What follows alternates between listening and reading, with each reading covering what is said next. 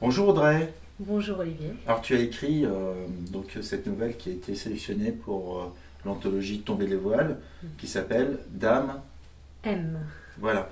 Est-ce que tu peux me dire de quoi parle ta nouvelle Alors en fait, on écoute, T'es pas obligé de regarder le micro Audrey. D'accord. Soit On regarder lit la le- caméra, voilà. on voit Détends-toi. D'accord. Alors on voit le narrateur parler. En fait, on arrive au milieu de ce qu'il est en train de dire, pas tout à fait au début. Et il semble très perturbé. Il ne sait pas trop ce qui lui est arrivé. Il essaie de retrouver ses souvenirs. Donc c'est pour ça que le début semble assez perturbé. Et ensuite, petit à petit, il arrive à retrouver les éléments, les souvenirs. Et il se souvient d'un soir d'été, en fait. La dernière chose dont il se souvient, c'est un soir d'été où il se promenait dans le quartier des plaisirs. Euh, et il croise là-bas, ou plutôt il rencontre une dame, mais on ne sait pas exactement qui elle est. Elle semble très mystérieuse et retenir son attention. Et cette dame, c'est Dame M, justement. D'accord, donc elle est très attractive, hein. Il ressent comme une gravité qui qui le pousse vers elle en fait. Oui, c'est ça, c'est presque... Une attirance paranormale. Voilà, paranormal parce que très très obsédante.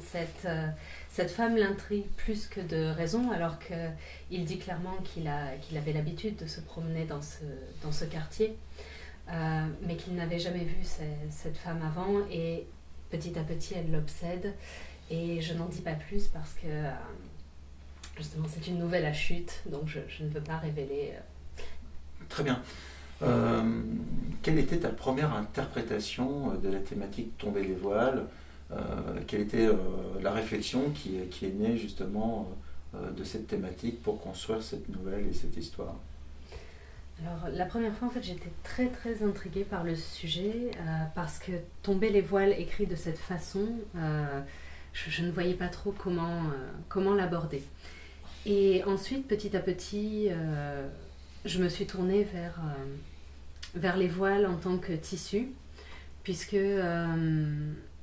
en fait j'ai choisi ma nouvelle en fonction d'idées de romans que j'avais déjà, et la seule qui me venait à l'esprit avec à la fois l'idée de voile et de tomber, c'était celle-ci, cette histoire avec Dame M et ce narrateur mystérieux sorti de... Alors, on est dans le cadre d'une nouvelle fantastique. Oui, fantastique. Fantastique, tu as des influences fantastiques plus que d'autres, Oui, une époque, un auteur? La première fois que j'ai abordé le fantastique, en fait, c'était à travers un auteur qui n'écrit pas de fantastique, ou très peu, Edgar Poe, mais dont j'aime énormément l'univers, en fait, puisque c'est plus, ces nouvelles relèvent plus de l'étrange, c'est-à-dire un sentiment de fantastique. On est dans le dévoilement du Voilà. réel, toujours avec On est dans le Poe, dévoilement. voilà, on est ce qui est derrière, ce qui est caché, sur cette perception en fait du monde et son rapport au monde en fait. Oui, et donc c'est d'abord de cette esthétique que je suis partie, parce que j'aime énormément ce qu'il écrit. Et sinon, je lis aussi les nouvelles de la grande anthologie du fantastique de Guamard et Lévy, qui regroupe plusieurs auteurs.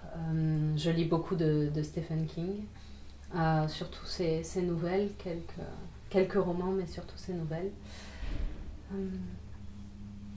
Sinon, là, je ne vois plus. Ouais, voilà. Je suis désolée. Mhm, très bien. Par rapport à cette nouvelle justement, comment a mûri l'idée en toi d'amener justement ce héros dans ce quartier des plaisirs? Quelle était ta volonté? Qu'est-ce que tu voulais on a l'impression qu'il y a un grand débat entre Thanatos et Héros, c'est que je veux dire, le héros, en tout cas, est déchiré en fait entre ces pulsions en fait de vie et de mort. Oui, voilà. Alors, je suis partie d'un univers qui existait déjà dans une de mes nouvelles précédentes, Une fin de loup, qui a gagné les présélections du concours du Crous. Et justement, l'histoire de la nouvelle Dame M se situe dans le même quartier que la nouvelle Une fin de loup, mais un peu plus haut, en fait. D'accord, il y a une certaine continuité oui, dans. Il y a une continuité, dans et les nouvelles d'ailleurs, que tu écris. au départ, le narrateur n'était pas seul. Il dialoguait avec quelqu'un dans un bar, et il lui racontait son histoire, parce qu'il avait besoin, en fait, de mettre des mots dessus. Tandis que là, on ne sait pas du tout où on est, qui est cette personne, et pourquoi elle a autant de mal. Oui, il y a une certaine errance, on imaginerait bien ce jeune homme. Jeune, vieux. Jeune, vieux, en fait. Oui, il n'y a pas de. Le narrateur. Il n'y a pas d'âge, quoi. Il n'y a pas d'âge, narrateur. on peut se le représenter comme on veut. Donc il y a quand même quelque chose d'étrange, en fait, dans cette errance, en fait, où il se recherche un peu lui-même à travers justement cette mystérieuse Dame M. Et donc, mais elle donne, cette nouvelle aussi, une certaine vision de l'amour.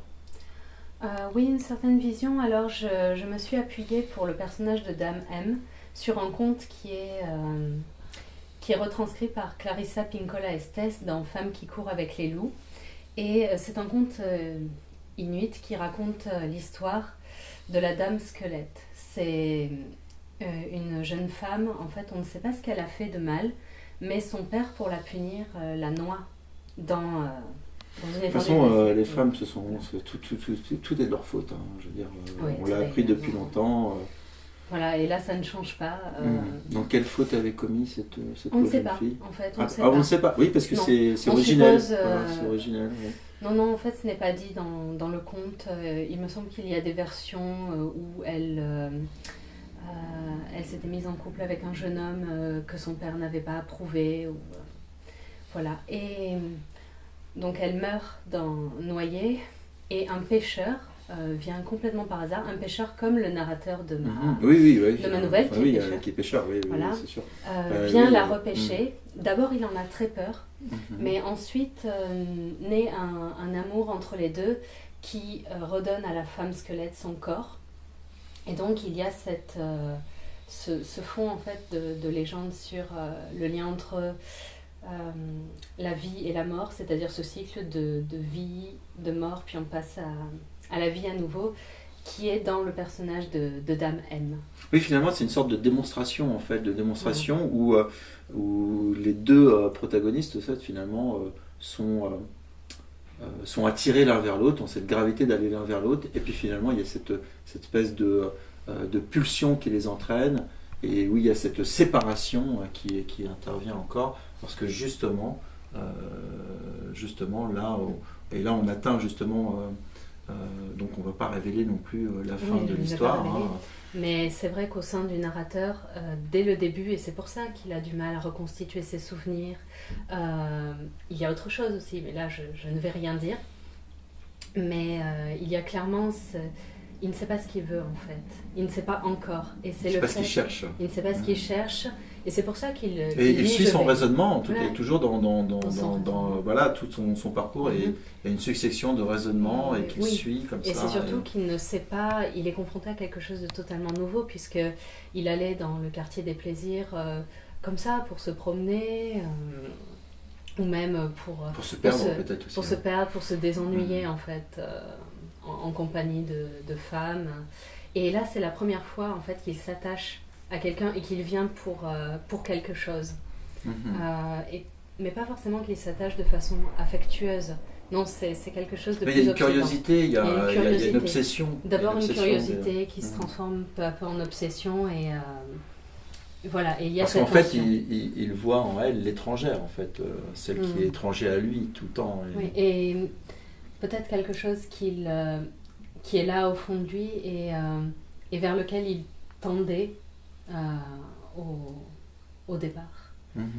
Mais je ne voudrais pas non plus trop en dire. Moi, je pense qu'on a été assez évasif. Je pense que, parce qu'en fait, j'ai mon interprétation de ma nouvelle. Tu l'as écrite, moi je l'ai lue, donc on sait de quoi on parle, mais peut-être que les lecteurs, les auditeurs le découvriront par la suite. Oui. Et c'est surtout ça, c'est que nous n'avons pas du tout la même façon d'aborder cette nouvelle. J'ai d'ailleurs été Pas surprise puisque il y a ça dans ma nouvelle, mais tu ne l'as pas vue du tout comme je l'avais écrite. Et Parce que peut-être que je la connais, moi, Dame M. Voilà. Et moi, je l'ai rencontrée pour de vrai. Voilà. Alors, c'est comme le narrateur. Elle existe vraiment. Hein. Voilà. Oui. Elle existe, voilà. Oui, ça c'est pratiquement certain. Hein. C'est pas un mythe. Hein. Non. Voilà. Et c'est pour ça que. Ou plutôt, c'est mon interprétation de ce personnage. Et je voudrais pour ça laisser aux lecteurs leur façon en fait d'aborder Dame M à travers. Avec leur expérience, avec leur expérience de lecture, avec leur expérience de vie. Oui. Bah, merci Audrey, c'était donc Dame M, c'est dans Tomber les voiles.